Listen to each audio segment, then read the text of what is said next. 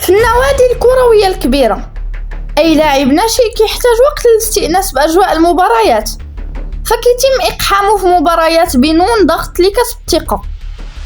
لكن كونك حارس مرمى شاب ابن مدرسة عتيقة عطت عشرات الحراس في المستوى العالي، وأول مقابلة رسمية عندك هي إياب نهائي عصبة الأبطال، فراه عندك خيارين فقط: إما غتكون النهاية ديالك أو غتكون البداية ديال حارس مرمى كبير ذو شأن عظيم في المستقبل. والمصير الثاني هو اللي كان مقدر، وتزاد عندنا حارس كبير سميتو ياسين بونو. mano con Bono Lukaku, Bono. سير على الله. هذه الحلقة السادسة من سلسلة الأبطال المغاربة اللي شرفوا الراية الوطنية عالميا.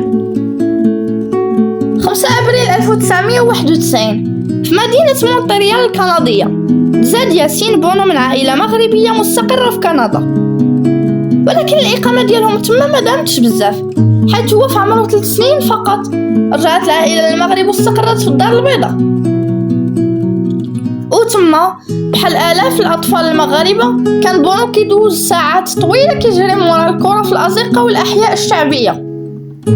كان مولوع بكرة القدم، ولكن مع مرور الوقت بدا كيبان أنه عنده مؤهلات خاصة كحارس مرمى. في سن صغير التحق بمدرسة الوداد الرياضي اللي كانت معروفة بإخراج مواهب كبيرة خاصة في مركز حراسة المرمى.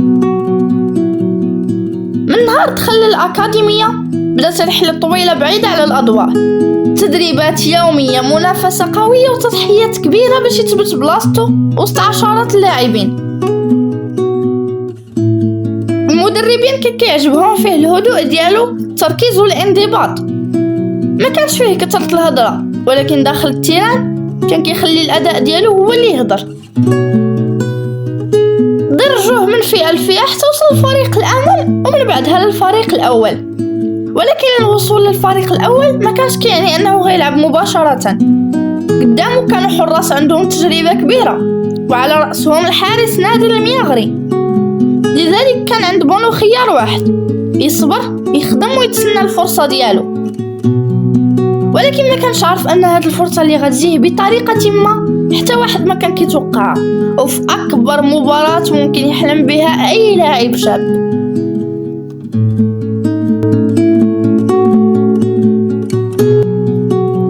نوفمبر 2011 تاريخ اللي غادي يبدل حياة ياسين بونو إلى الأبد. الوداد الرياضي كان على موعد مع إياب نهائي دوري أبطال إفريقيا ضد الترجي التونسي وسط عشرات الآلاف من الجماهير، وفي واحدة من أصعب المباريات اللي يمكن يعيشها أي لاعب. ولكن قبل بداية المقابلة وقع واحد الحدث اللي حتى واحد ما كان متوقعه. الحارس الأساسي وقائد الفريق نادر المياغري تعرض لإصابة، والمدرب لقى راسو مضطر يعتمد على حارس شاب عمره غير 20 عام ومسبق ليه لعب حتى مباراة رسمية مع الفريق الأول ديال الوداد. في ثواني قليلة تحول الحلم إلى حقيقة، وياسين بونو لقى راسو داخل نهائي دوري أبطال إفريقيا في أول مباراة رسمية ليه بقميص الفريق الأول. الضغط كان خيالي، الجماهير كتملأ المدرجات، والوداد كان كيلعب على أغلى لقب في القارة. أي خطأ صغير كان يقدر يكون بداية نهاية مسيرة لاعب مازال حتى ما بداتش. ولكن بونو دخل الميدان بثقة وهدوء كبيرين، وكأنه لاعب ذو خبرة. تصدى لعدة كرات خطيرة وخرج في عدة مناسبات باش يبعد الخطر، وأبان عن شخصية قوية رغم صغر سنه. صحيح أن الوداد خسر المباراة بهدف دون رد وضاع حلم التتويج باللقب الإفريقي، ولكن وسط مرارة الهزيمة كان مكسب كبير للوداد.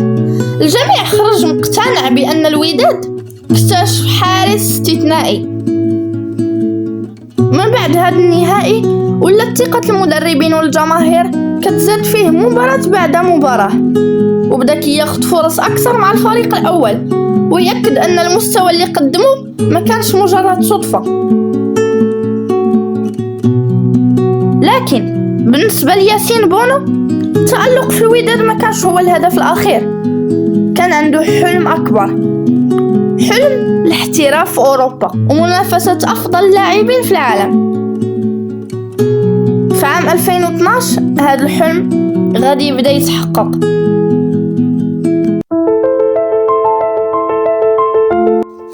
في صيف 2012 بعد المستوى اللي بان به مع الوداد الرياضي، جات الفرصة اللي كيحلم بها أي لاعب مغربي، الاحتراف في أوروبا.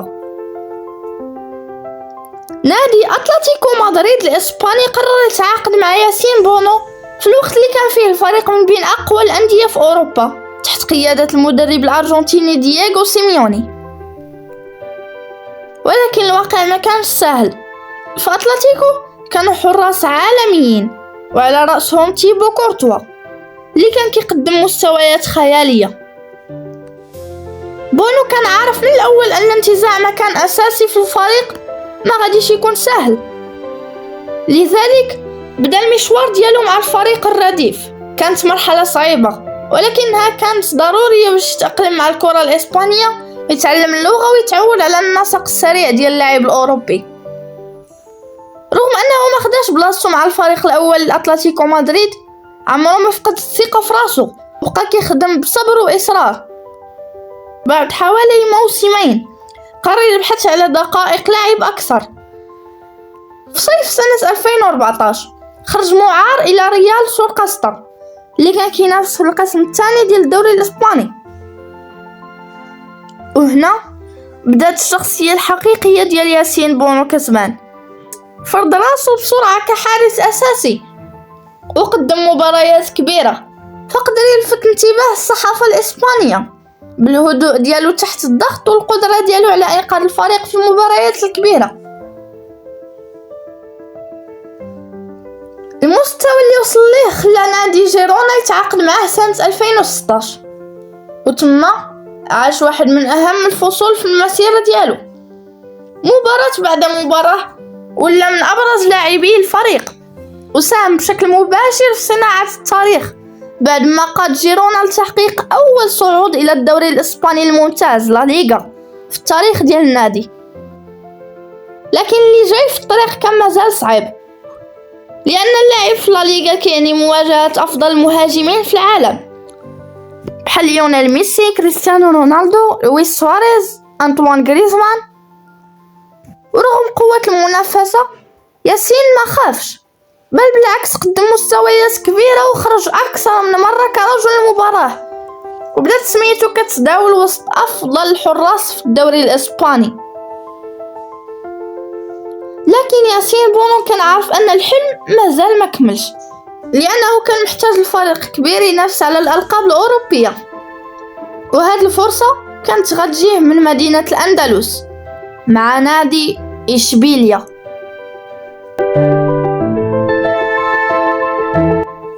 في صيف سنة 2019 أعلن نادي إشبيليا الإسباني عن تعاقده مع ياسين بونو على سبيل الإعارة قادما من جيرونا. رغم السمعة اللي كان بدا كيصنعها في إسبانيا، البداية ما كانتش سهلة. في الأشهر الأولى كان الحارس التشيكي توماس فاكليك هو الحارس الأساسي، وبونو كان كيتابع أغلب المباريات من دكة الاحتياط. ولكن كيف ما تعودنا عليه ما عمره ما شكى وما عمره فقد الأمل. كان كيتدرب كل نهار بنفس الجدية وكيتسنى اللحظة اللي يثبت فيها راسو. فرصة العمر جات سنة 2020 بعد ما تعرض فاكليك للإصابة. المدرب منح الثقة لياسين بونو. من داك النهار ما رجعش لدكة الاحتياط. بونو بدا كيقدم مستويات عالمية وتصديات حاسمة، ساهم بشكل كبير في تتويج إشبيليا بلقب الدوري الأوروبي لسنة 2020 بعد ما حافظ على نظافة الشباك في عدة مباريات مهمة. المستوى اللي قدمه خلى إدارة النادي تقرر تفعيل بند شراء العقد بشكل رسمي. موسم 2021-2022 كان هو الأفضل في مسيرته حتى لذاك الوقت. حافظ على مستوى ثابت طيلة الموسم وتوج بجائزة زامورا اللي كتمنح لأفضل حارس مرمى في الدوري الإسباني. وبهذا الإنجاز ولا أول حارس إفريقي وعربي كيتوج بهذه الجائزة. في نفس الفترة ولا كيحضر باستمرار للوائح أفضل الحراس في العالم، وترشح لجائزة ياشين اللي كتمنحها مجلة فرانس فوتبول لأفضل حارس مرمى، قبل ما يحتل المركز الثالث لجائزة دبست لأفضل حارس في العالم سنة 2023، وهو إنجاز غير مسبوق بالنسبة للحارس المغربي. لكن بونو ما كانش معروف غير بالتصديات، بل حتى بالأهداف. الأهداف 14 مارس 2021 إشبيلية كانت خاسرة ضد بلد الوليد، والمباراة كانت غادي تسالي. في آخر ركنية طلع ياسين بونو يساعد بالهجوم، الكرة وصلت ليه، تسديدة قوية، بوم، هدف قاتل أنقذ به فريقه، وخلى سميتو تدخل التاريخ الدوري الإسباني كواحد من الحراس القلال اللي سجلوا هدف في المسيرة ديالهم. في سنة 2023 رجع ياسين بونو أكد أنه رجل في المواعيد الكبيرة بعد ما قاد إشبيلية للتتويج بلقب الدوري الأوروبي للمرة الثانية في المسيرة ديالو بتصديات حاسمة، خاصة في ركلات الترجيح اللي يثبت فيها أنه متخصص فيهم. ولكن رغم هذه الإنجازات كان مازال كاين موعد أكبر اللي غادي يخلي اسم ياسين بونو يتردد في كل بقاع العالم، موعد كيتسناوه جميع اللاعبين. هذا الموعد سميتو كأس العالم.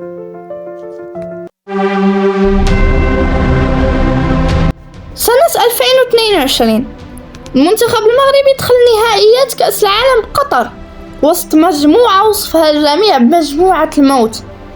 كرواتيا وصفة بطل العالم، بلجيكا المصنفة من بين أقوى منتخبات العالم، وكندا اللي كانت راجعة للمونديال بطموحات كبيرة.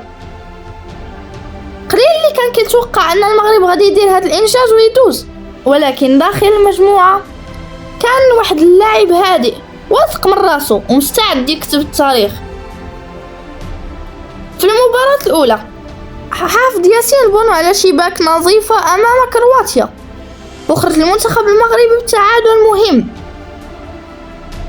من بعد جاء الانتصار التاريخي على بلجيكا بهدفين دون رد، قبل ما يحسم المغرب التأهل بالفوز على كندا بهدفين لهدف.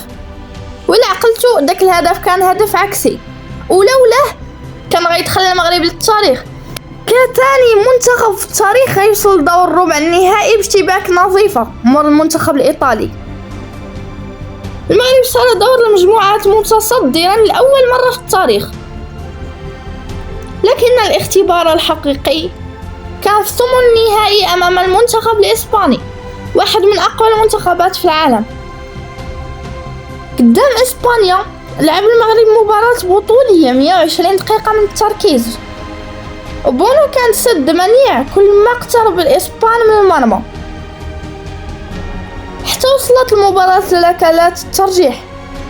وهنا كسب ياسين بونو سميتو بأحرف من ذهب. بكل هدوء وثقة وقف أمام منفذي الركلات، صد لركلة كارلوس سولير، ومن بعدها لركلة القائد سيرجيو بوسكيتس، بينما ضاعت ركلة بابلو سارابيا في القائم، ليتأهل المغرب لأول مرة في تاريخه إلى دور الربع النهائي. العالم كامل بدأ كيهضر على الحارس المغربي، الصحف العالمية وصفته بجدار المغرب. في ربع النهائي واجه المغرب منتخب البرتغال اللي كان مرشح بقوة للفوز باللقب، ومرة أخرى قدم بونو مباراة كبيرة، تصدى لعدة محاولات خطيرة وحافظ على نظافة الشباك ديالو، فين سجل يوسف النصيري هدف الانتصار التاريخي.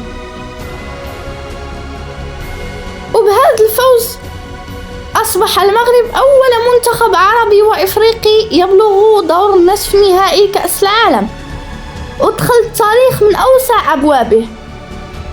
رغم الإقصاء أمام فرنسا ثم احتلال المركز الرابع بعد مباراة كرواتيا، خرج المنتخب المغربي مرفوع الرأس، وخرج ياسين بونو واحدا من أكبر نجوم البطولة، بينما اختاره الاتحاد الدولي لكرة القدم ضمن التشكيلة المثالية لكأس العالم 2022. لكن بعد هذا الإنجاز التاريخي كان فصل جديد كيتسنى ياسين بونو، فصل يحمل تحديا مختلفا، وهذه المرة من قلب القارة الآسيوية.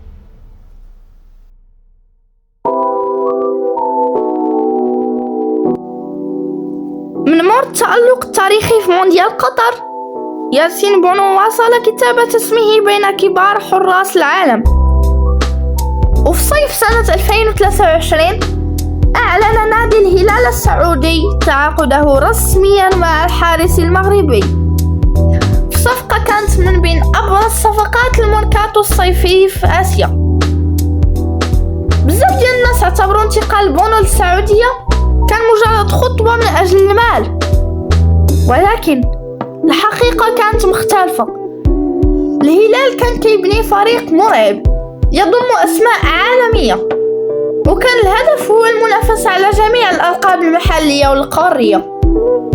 منذ أولى مبارياته أثبت بونو أنه واحدة من أفضل الصفقات اللي دارها النادي، بهدوئه وشخصيته القوية وتصدياته الحاسمة، ولا بسرعة عنصر أساسي داخل الفريق، وربح ثقة المدرب واحترام الزملاء ديالو وحب جماهير الهلال.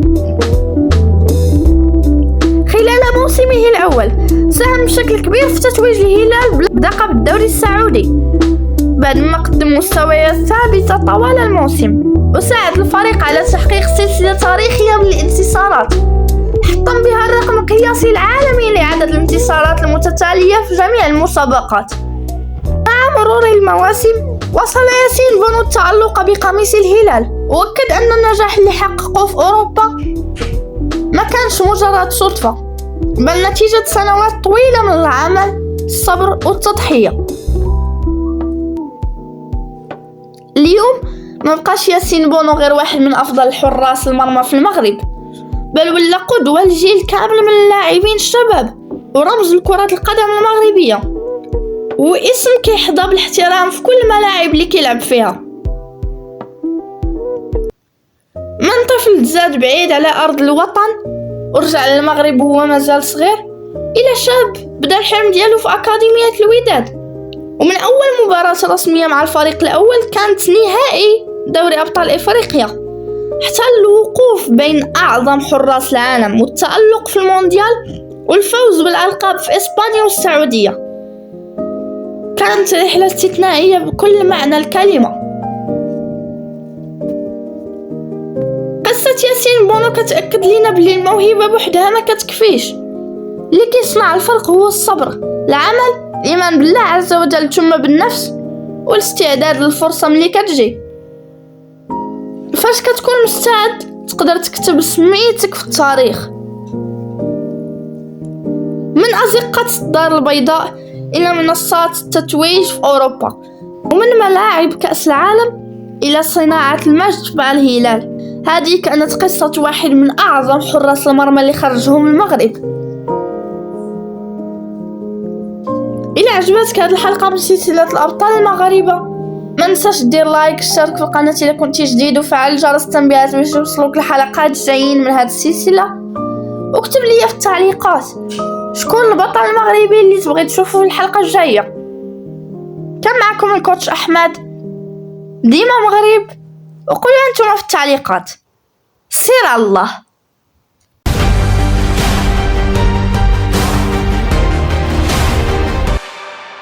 Mano a mano con Bono, Lukaku, Bono.